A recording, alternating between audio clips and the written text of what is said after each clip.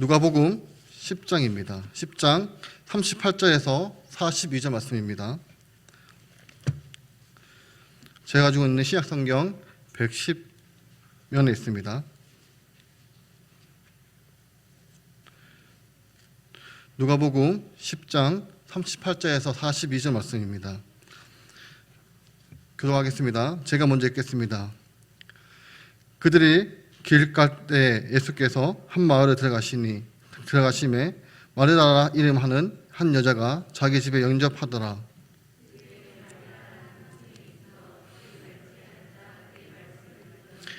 마르다는 준비하는 일이 많아 마음이 분주한지라 예수께 나아가 이르되 주여 내 동생이 나 혼자 일하게 두는 것을 생각하지 아니하시나이까.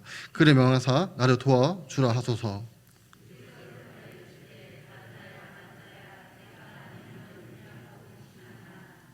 함께 읽겠습니다.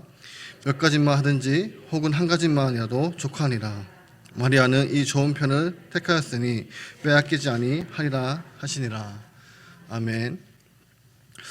우리는 지난주에 로마서 1장 15절에서 17절의 말씀을 통해서 사도 바울이 이 로마의 교회에 복음을 전하기를 원했다는 사실을 배웠습니다. 사도 바울은 왜 이미 예수님을 믿고 구원받은 로마 교회 성도들에게 다시금 복음을 전하기 원했습니까? 그렇습니다. 로마 교회의 성도들은 복음의 감동, 즉 구원의 감격을 상실했기 때문이라고 말씀을 드렸습니다. 처음 예수님을 믿고 복음의 능력을 체험하며 내 마음에 기쁨이 샘솟듯 솟아납니다. 너무나도 즐겁습니다. 나는 하나님 앞에 갈 수 없는 죄인인데 나의 그 많은 죄가 예수님께서 십자가에서 흘리신 보혈로 깨끗해졌다는 사실이 너무나도 감격스럽습니다. 하나님께서는 나를 의롭다고 선언하시며 나를 하나님의 자녀로, 하나님의 아들과 또 하나님의 딸이라고 말씀하신 것이 너무나 좋습니다. 이때는 하나님께 기도하는 것이 좋고 하나님의 말씀이 성경에 있는 것이 좋습니다. 조금이라도 시간을 내어서 기도하고 성경 읽고 내가 체험한 예수 그리스도의 복음을 다른 사람들에게 전하고 싶습니다. 이것이 율법이 아니라 은혜입니다. 하나님께서 명령하시는 그 명령에 순종하지 않으면 이 심판을 받기에 순종하는 것이 아니라 하나님의 은혜에 감격하여 사랑의 마음으로 하나님의 말씀을 실천하는 것입니다. 그런데 예수님을 믿고 신앙생활을 오래 흐르다 보면 내 마음에 분행이로 구원의 감격이 사라지는 것을 겪습니다. 신앙생활을 오래 하다 보면 이 복음의 감격이 껍데기만 남게 되는 경우가 많이 있습니다. 복음이라는 것을 잘 압니다. 예수님의 십자가의 이 복음에 대해서 누구보다도 잘 압니다. 그러나 내 마음에 그 감격이 사라져 버렸습니다. 그러면서 여전히 신앙생활을 하고 있습니다. 그러면 나의 신앙생활은 은혜가 아니라 율법이 됩니다. 감격이 임해서 하는 것이 아니라 내가 이것을 행하지 않으면 하나님께서 싫어하실 것 같고 교회 사람들이 나를 욕하는 것 같아서 합니다. 그러니 은혜가 아니라 율법인 것입니다. 바로 그와 같은 일이 오늘 우리가 읽었던 본문 누가복음 10장의 주인공인 마르다에게 일어나고 있습니다. 오늘의 본문은 누가복음의 10장 38절 이하의 말씀에 대해서 많은 분들이 오해하고 있습니다. 만약 일을 하는 마르다가 틀리고 말씀을 듣는 마리아가 옳다면, 그래서 집안의 모든 사람들이 말씀 듣기를 위해 모여 있다면 식사 준비는 누가 할까요? 예를 들어서 교회 곳곳에서 많은 봉사가 있습니다. 말씀을 듣는 자리에 있지만 몸으로 섬김이 필요한 봉사도 분명히 존재합니다. 다른 분들이 예배를 드릴 때 그 예배를 위해 여러 모양으로 봉사하시는 분들이 계십니다. 즉 말씀을 듣는 것도 섬기는 것도 주님 안에서 이루어지기에 모두 중요한 것들입니다. 특별히 우리는 오늘 본문 바로 앞에 나와 있는 내용이 먼저 알아야 합니다. 그 내용은 이렇습니다. 예수님과 한 율법교사 사이에 있었던 대화입니다. 어떤 율법교사가 예수님께 질문을 합니다. 정말 궁금해서 물어보는 것이 아니라 예수님을 시험하기 위한 목적이었습니다. 25절에 선생님, 내가 무엇을 하여야 영생을 얻으리까? 이에 예수님은 율법에 무엇이라 기록되었느냐고 되묻습니다. 그러자 율법교사는 신명기 6장 5절과 레위기 19장 18절의 말씀을 인용하여 27절의 말씀을 합니다. 대답하여 이르되 내 마음을 다하며 목숨을 다하며 힘을 다하며 뜻을 다하여 주 너의 하나님을 사랑하고 또한 내 이웃을 내 자신같이 사랑하라 하였나이다. 일반적으로 내가 하나님을 얼마나 사랑하는 것에 대하여 증거이자 축도는 내 주위의 사람들을 얼마나 사랑하는지에 대한 것입니다. 내 주위의 사람들을 배려하지 않고 품지도 않고 오히려 미워하고 멸시하는 마음이 가득한데 하나님을 사랑하며 예배를 드린다. 이것만큼 어버성씨는 없을 것입니다. 율법교사의 대답에 예수님은 그 대답이 옳다고 하시며 이를 행하라 그러면 살리라라고 하셨습니다. 그러자 율법교사는 자신이 더 옳다는 것을 보이려고 두 번째 주문을 합니다. 29절입니다. 그 사람이 자기를 옳게 보이려고 예수께 여짜오되 그러면 내 이웃이 누구니이까? 예수님은 이 율법교사의 질문에 대해 답으로 30절에서 35절에 이야기 하나를 해주는데 이는 일명 자비를 베푼 사마리아 사람 이야기입니다. 어떤 사람이 예루살렘의 여리고로 내려갔다가 예루살렘으로 내려갔다고 합니다. 이 예루살렘은 해발 600에서 800m이고 여리고는 200m보다 높은 곳에 위치해 있었고 예루살렘에서 이 여리고까지 내려가는 길은 경사가 심하고 꼬불꼬불하며 매우 거칠었다고 합니다. 근데 왜 이 길이 중요하냐면 바로 예루살렘에 있는 성전으로 왕래하는 길이었기 때문입니다. 따라서 많은 사람들이 많은 열비를 가지고 다녔습니다. 때문에 이 길목에는 언제나 강도들이 우글거렸다고 합니다. 기원 후 63년에 로마의 폼파이스 장군은 이 예루살렘을 함정시키기 위해 먼저 여리고와 예루살렘을 가는 길에 최정예 선부대를 보내 주문의 강도 소굴을 포탕했다는 이야기가 있습니다. 이를 통해서 이 사실임을 증거하고 있습니다. 그런 곳에 어떤 사람이 강도를 만나고 옷을 벗겨지고 폭행을 당하여 거의 죽게 되었습니다. 그때 마침 이 제사장과 레위인이 각각 그곳에 차례로 지나갑니다. 그들이 예루살렘의 여리고로 내려갔다는 것은 이 제사의 역할을 감당하고 여리고 혹은 집으로 돌아갔다는 의미입니다. 그런데 그들은 핍투성이에 되어 쓰러져 있는 사람을 보고 도망하여 스쳐 지나갑니다. 그들이 피한 이유는 무엇입니까? 율법을 너무나도 잘 알았기 때문입니다. 그들은 성전 제사와 관련된 사람들로서 자신의 모든 부정한 것들로부터 지켜야 할 의무가 있었습니다.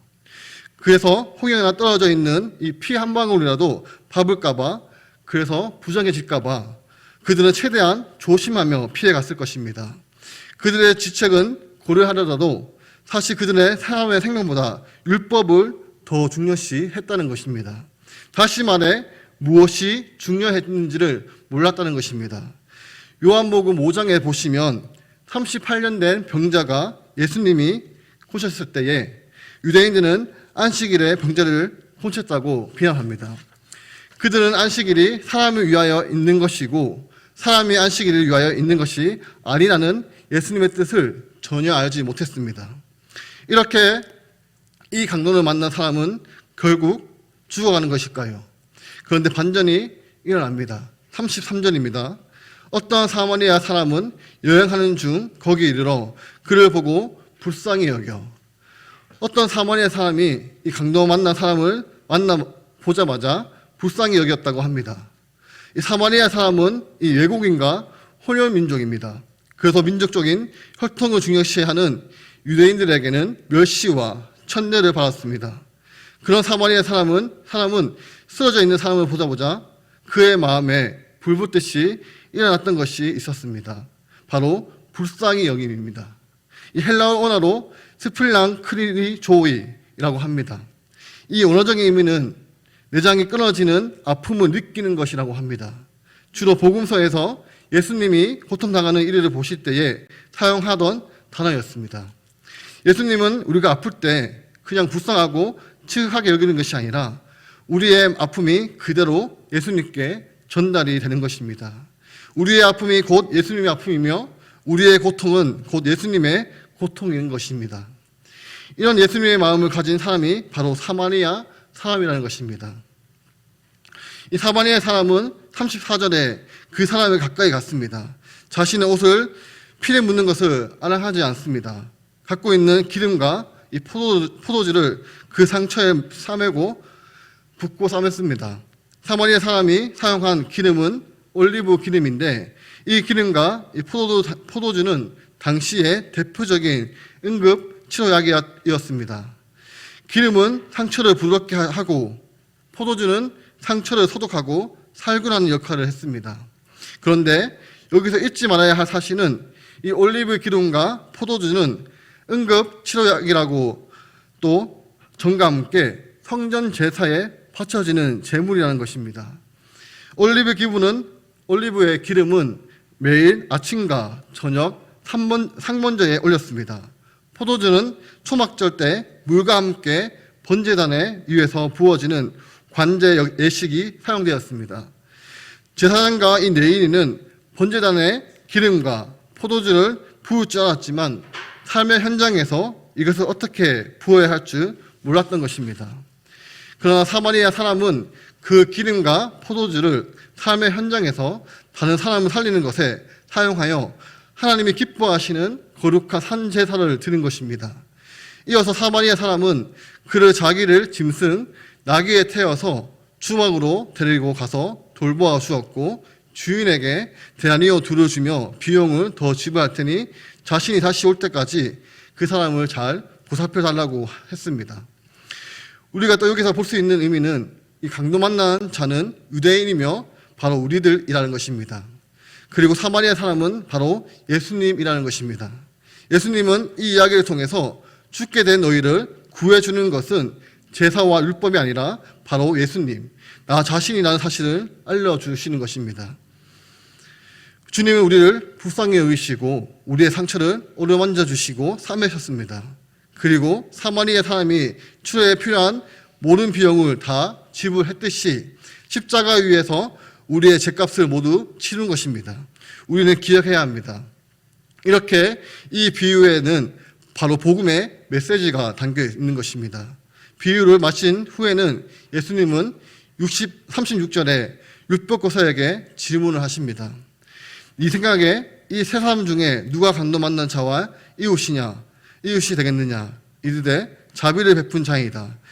예수님께서 이르시되 가서 너도 이와 같이 하라 하시니라. 그러자 율법교사는 사마리아 사람이라고 얘기하지 않고 자비를 베푼 자라고 말하고 있습니다. 아마도 유대인의 입장에서 무시하던 이 사마리아 사람을 자비롭다고 말하기가 싫었던 것 같습니다. 이에 예수님은 가서 너도 이와 같이 하라고 말씀하고 있습니다. 너는 가서 이와 같이 하라.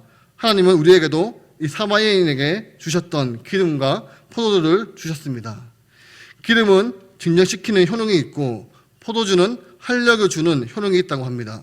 그래서 기름은 위로고 포도주는 격려입니다.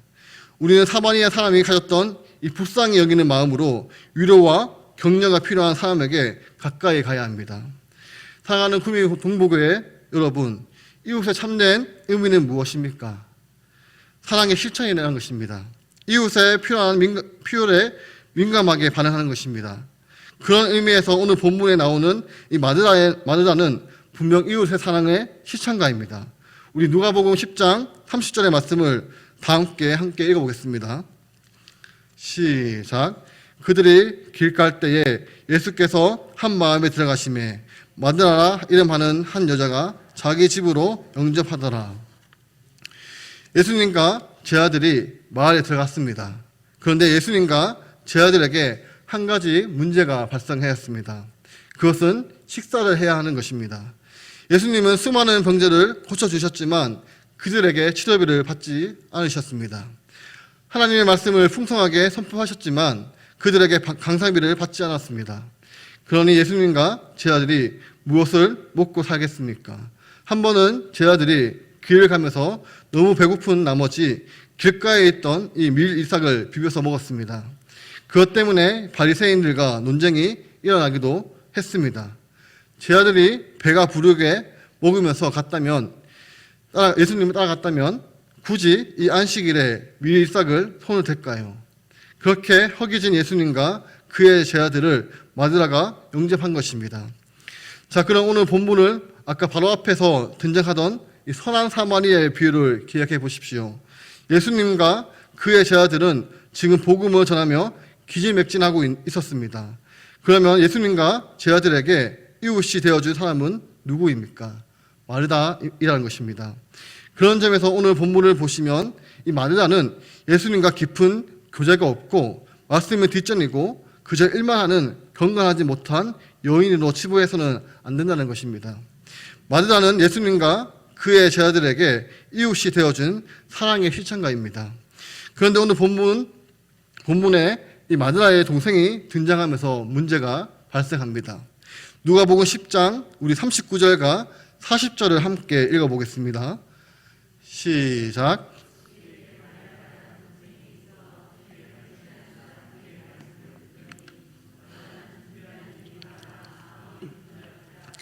예수께서 주여 내 동생이 나 혼자 일하게 두는 것을 생각하지 아니하시나이까 그를 명하사 나를 도와주라 하소서. 우리 시대에도 이 언니가 주방에서 일을 하고 있는데 이 동생이 귀한 손님하고 이야기를 나누고 있다면 언니의 마음이 불편했을 것입니다. 그런데 이 누가복음 10장의 이 사건은 지금부터 2000년 전의 사건입니다. 당시 유대 사회에서는 여성을 일종의 노예이고 남성의 재산으로 보았습니다. 당연히 이 율법의 교육의 대상자가 되지 못했습니다. 당시 랍비들은 여자애들에게 이 여인들에게 가르치는 것을 수치롭게 생각했습니다. 심지어 여자들과 대화하는 것조차도 회피하였습니다. 그런데 지금 그 어느 랍비보다 존경받는 예수님께서 자기의 동생 마리아에게 집중해서 말씀을 가르치고 계십니다. 그러므로 지금 이 마리아는 당시의 정통적인 상황에 벗어나 남성과 대등한 입장에 있다는 것입니다. 하지만 그 모습을 보면서 음식을 준비하는 마리아는 속이 탑니다. 만약 그날 마리아가 집에 없었다고 했다면, 만약 그랬다면 마리아는 기쁨으로 예수님과 그의 제자들을 대접했을 것입니다. 처음 예수님을 초대할 때 이 마리아에게 기쁨이 있었습니다. 마리아는 예수님에 대해서 알고 있었습니다. 그러므로 그 예수님이 자신의 마을에 들어오셨다는 소식을 접했습니다. 급하게 나가서 예수님을 맞이했습니다. 그리고 예수님과 그 일행을 급하게 자신의 집으로 모셨습니다. 왜 그렇습니까? 예수님이 너무 좋았기 때문입니다. 예수님에 대한 감격이 있기 때문입니다. 그 감격으로 말미암아 마리아는 예수님과 제자들을 기쁨으로 대접하고 있는 것입니다. 그런데 문제는 무엇입니까?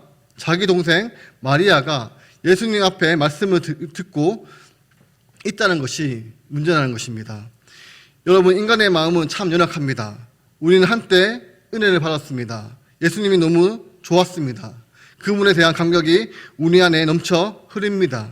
그런데 오랜 시간이 지나지 않음에도 불구하고 오늘 한순간 다른 사람과 자신을 비교하기 시작하면서 내 안에 있는 은혜가 감격이 사라지는 것을 보게 됩니다. 내 안의 구원의 감격과 하나님의 은혜에 대한 감동을 하루빨리 제거하고 싶은 그런 존재가 누구입니까? 바로 사탄이라는 것입니다. 그러므로 사탄은 자신의 목적을 이루기 위해 가장 효과적인 무기를 개발하였는데 그것이 바로 비교의식입니다. 은혜 받았다고 생각되면 곧 다른 사람의 비교를 하는 일이 생깁니다. 그것으로 말미암아 내가 받는 은혜를 한순간에 잃어버릴 수 있는 함정을 파놓은 것입니다. 누군가 예수님을 믿고 큰 은혜를 받았습니다. 그러면 자연스럽게 교회에서 신앙생활을 열심히 냅니다. 그런데 그렇게 열심히 신앙생활을 하던 사람이 얼마 지나지 않아 마음의 상처를 입고 신앙생활을 멀리합니다. 그 이유를 보면 그의 열정이 자연스럽게 식은 만큼 오랜 시간이 흘렀기 때문이 아닙니다. 교회 안에서 다른 사람들과 비교가 되기 때문입니다. 처음 은혜를 받는 사람만큼 교회 안에서 열심히 신앙생활을 하는 사람은 별로 없습니다. 그러면서 자기는 교회 일을 열심히 하는데 누구는 자기보다 더 열심히 안 합니다. 자기하고 남을 비교하기 시작합니다. 이때 비교하면서 섭섭한 감정을 생깁니다. 내가 받았던 은혜와 감격이 다 사라지고 신앙생활이 은혜가 아니라 율법이 되어 버립니다. 사랑하는 우리 구미동부교회 성도 여러분, 먼저 하나님의 큰 은혜를 받으십시오. 구원의 감격을 회복하십시오. 예수 그리스도께서 나의 이 모습을 이대로 받아주셨다는 사실을 기억하며 감격하십시오. 그러나 여러분, 그 뒤에 주의해야 할 점이 있습니다. 사단은 언제라도 우리의 은혜를 빼앗아가기 위해 노력한다는 사실입니다. 그러니 경계하십시오. 고린도전서 10장 12절, 그런즉 손줄로 생각하는 자는 넘어질까 조심하라. 우리는 이 말씀을 내 마음에 늘 간직해야 합니다. 그래서 은혜를 소멸하지 말아야 합니다. 마누라가 예수님과 그 일행을 초대하여 식사를 대접하는 것은 칭찬받아 마땅합니다. 그런데 마누라의 이 은혜로운 행동이 율법으로 행동으로 바뀝니다. 그 첫 번째 이유는 이미 살펴보았듯이 마리아와의 비교 의식입니다. 그리고 또 하나의 이유가 있습니다. 누가복음 10장 40절 전반절을 다시 한번 보겠습니다.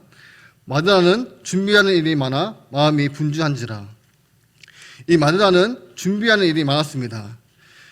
여러분, 가정에 계획되지 않는 손님이 한 분이라도 오게 되면 이 주부들은 그때부터 분주하게 됩니다.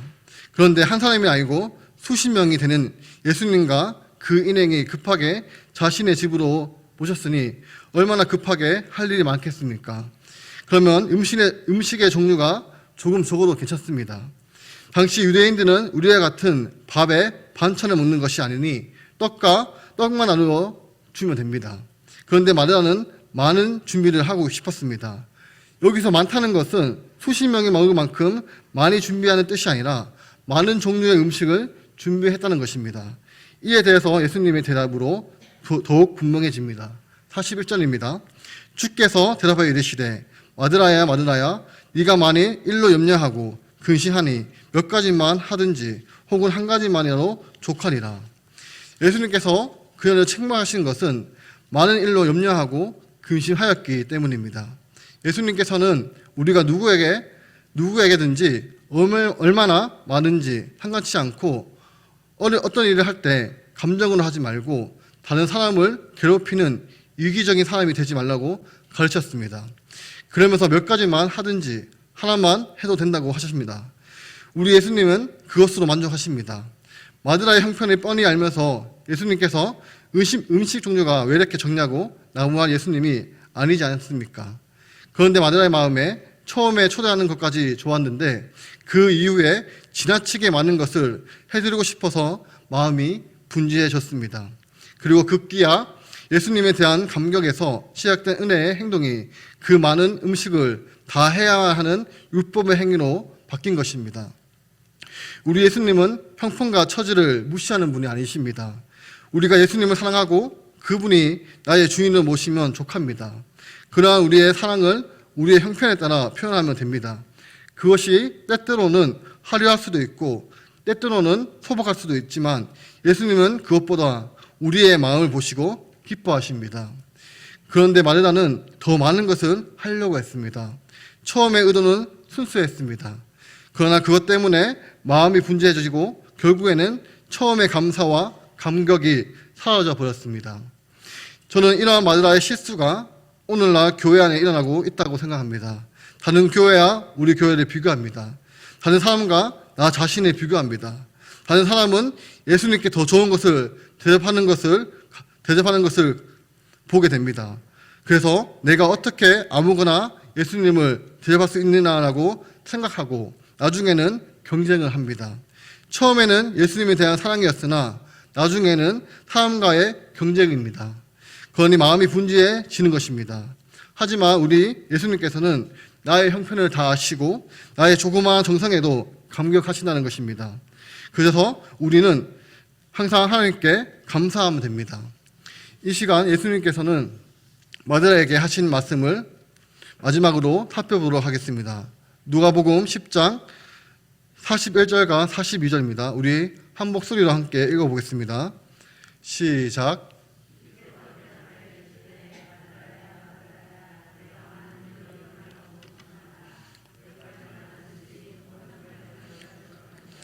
마리아는 이 좋은 편을 택하였으니 빼앗기지 아니하니라.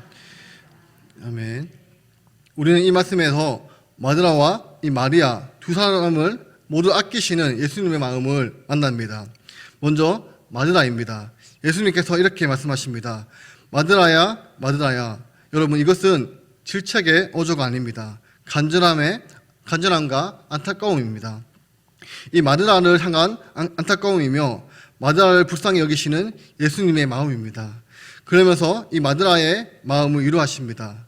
네가 많은 일로 염려하고 근심하나 몇 가지만 하든지 혹은 한 가지만 이라로 족하리라. 여러분, 지금 마드라에게 필요한 것은 무엇입니까? 마리아의 일손일까요? 아닙니다. 끊임없이 다른 사람에게 보이기 원하고 다른 사람에게 자랑하기 원하는 사람에게는 10명의 사람, 100명의 사람이 있어도 만족하지 않습니다. 그들은 끊임없이 주님의 이름으로 다른 이들을 만들면서 마음이 분주해집니다. 예수님은 그런 마드라의 마음을 위로하고 있습니다. 어떻게 하십니까? 그렇습니다. 한 가지로만으로 충분하다는 것입니다. 한 가지만으로 예수님은 감동할 준비가 되어 있다는 것입니다. 혹시 여러분 중에 교회 안에서 많은 일을 해야 우리 하나님께서 기뻐하신다고 생각하는 분이 있다면 그것은 아닙니다. 몇 가지만 하든지 혹은 하나만으로 충분합니다. 그것으로 우리 하나님은 기뻐하십니다. 만족하십니다. 그러므로 주님의 일을 한다고, 교회의 일을 한다고 마음이 분주한 분이 계신다면 마드라에게 주시는 예수님의 말씀을 들으십시오. 마드라야, 마드라야, 네가 많은 일을 염려하고 근심하나 몇 가지만 하든지 혹은 한 가지만으로 족하리라. 아멘. 또한 예수님은 이 마리아에게도 위로를 하십니다. 이 마리아가 지금 예수님 발 앞에 앉아 말씀을 듣고 있습니다. 당시 2000년의 유대 사회입니다. 제 아무리 이 마리아 할지라도 여성이 노예의 재산으로 취급받고 교육의 대상자가 될 수 없던 시절에 자신이 예수님의 마음을 그렇게 집중하고 듣고 있는 것이 마음에 불안할까요? 불안하지 않을까요? 당연히 불안합니다. 급기야 자기 언니가 예수님께 자신에 대해 이야기를 합니다. 그런데 예수님이 대답이 무엇입니까? 42절 하반절입니다. 마리아는 이 좋은 편을 택하였으니 빼앗기지 아니하니라. 예수님의 이 말씀은 마리아가 앞으로 주방일을 하나도 하지 말라고 무조건 말씀만 들으라는 의미가 아닙니다. 그렇지만 일 때문에 예수님의 말씀을 들으며 그분과 이 깊은 교제를 나누는 이 기쁨을 빼앗기지 말라는 말씀입니다. 사람은 누가 일을 하고 누가 놀고 있는지에 관심이 있습니다. 사람들은 누가 일을 하려 하게 했고 누가 일을 소박했는지를 관심을 많습니다. 그래서 교회 일을 할 때 해도 은혜로 시작했던 일이 율법의 일이 되고 맙니다. 그러나 예수님의 관심은 다릅니다. 마드라가 하루 저녁 일하는 것, 마리아가 하루 저녁 일하지 않는 것, 그것은 예수님에게 중요하지 않습니다. 예수님께 중요한 것은 마리아든 마드라든 예수님과 깊은 교제 가운데 살아가는 것입니다. 어떠한 일을 하든 은혜로 하지 율법으로 하지 않는 것입니다. 마지막으로 여러분에게 질문을 하기를 원합니다. 여러분은 교회의 신앙생활을 은혜로 합니까? 아니면 율법으로 합니까? 여러분은 교회에서 신앙생활을 기쁨이 넘치면서 자발적으로 행동입니까? 아니면 신앙생활을 하지 않으면 하나님께 벌을 받는 것 같고 다른 사람의 시선이 있으니까 율법에 따라 행동을 하고 계십니까? 만일 교회의 여러 가지 일을 여러분의 신앙생활을 은혜가 아닌 율법으로 바뀌었다면 은혜를 달라고 간절히 기도하십시오. 다시 첫사랑이신 예수님의 사랑을 달라고 하십시오. 열린교회 김남주 목사님의 책 중에 나는 이렇게 신학 공부를 했다라는 책이 있습니다. 거기에 보시면 이런 말이 있습니다. 이 첫사랑이신 예수님의 사랑은 한 번으로 끝내면 안 되고 날마다 첫사랑이신 예수님의 동일한 사랑을 받아야 한다라고 그 책에 나와 있습니다. 사랑하는 우리 구미동부교회 성도 여러분, 날마다 첫사랑이신 예수님의 은혜를 받으시기 바랍니다. 예수님께서 정말 원하시는 것은 한 가지를 하더라도 율법이 아닌 은혜로 하는 것입니다. 만일 여러분이 지금 율법이 아닌 은혜로 신앙생활을 하고 계신다면 그것을 끝까지 잃어버리지 않기를 바랍니다. 마리아는 이 좋은 편을 택하였으니 빼앗기지 아니하리라 라는 말씀을 기억하며 그 은혜를 마지막 순간까지 놓치지 않기를 소망합니다. 그러므로 믿음이란 율법이 아니라 은혜입니다. 날마다 주님이 주시는 은혜로 말미암아 율법이 아닌 은혜로 신앙생활을 하는 저와 우리 구미 동부교회 성도 여러분이 되시기를 간절히 소망합니다. 기도하겠습니다. 하나님, 마침 강도 만난 사람처럼 죽어가는 저희를, 시름에 빠진 저희를 불쌍히 여기셔서 찾아오시고 우리의 상처와 아픔을 어루만져 주시고 치료해 주시니 감사드립니다. 저희도 주님의 마음을 담게 하시고 그 마음으로 주님이 주신 은혜를 가지고 주변의 사람들을 위로하고 격려하게 하여 주시옵소서. 또 주님이 주시는 은혜와 평강을 빼앗기지 않도록 근심과 염려가 생기지 않도록 날마다 주시는 은혜로 삶을 살 수 있도록 우리 주님 도와주시옵소서. 예수님의 이름으로 기도드립니다. 아멘. 이제는 주 예수 그리스도의 은혜와 하나님의 사랑하심과 성령님의 교통하심이 율법이 아닌 은혜로 살아가는 우리 구미 동부교회 성도님들 위해 영원토록 함께 있을지어다. 아멘.